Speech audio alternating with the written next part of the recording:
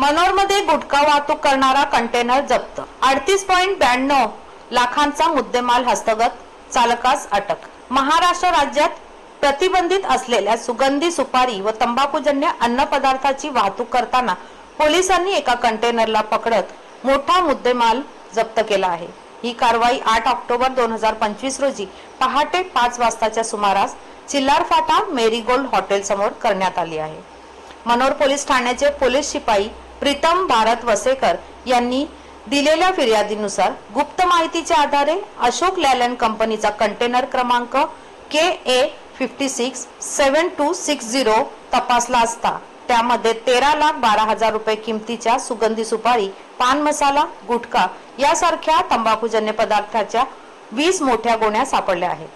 एकूण मालासह कंटेनरची किंमत मिळून 38,92,000 रुपये इतका मुद्देमाल जप्त करण्यात आला आहे। या प्रकरणात छत्रपती संभाजीनगर येथे राहणारा अनीस रफिक शेख यास ताब्यात घेण्यात आले असून त्याने कंटेनर हा खलीलचंद पाशा याचा असल्याचे सांगितले। पोलिसांनी जागीच पंचनामा करून नमुने सील केले आहेत। ही कारवाई पोलीस अधीक्षक यतीश देशमुख यांच्या आदेशानुसार मनोर पोलीस निरीक्षक रणवीर बयेस यांच्या मार्गदर्शनाखाली सहाय्यक पोलीस निरीक्षक रत्नदीप साळोखे व पोलीस स्टाफ यांनी कारवाई केली असून अन्न व औषध प्रशासन अधिनियम तसेच महाराष्ट्र राज्यातील अन्न सुरक्षा कायद्यान्वये गुन्हा दाखल करण्यात आला आहे। पोलिसांनी सांगितले की महाराष्ट्र सरकारने सुगंधी सुपारी, पान मसाला आणि इतर तंबाखूजन्य पदार्थाच्या साठवण, विक्री, वितरण व वाहतुकीवर बंदी घातलेली आहे।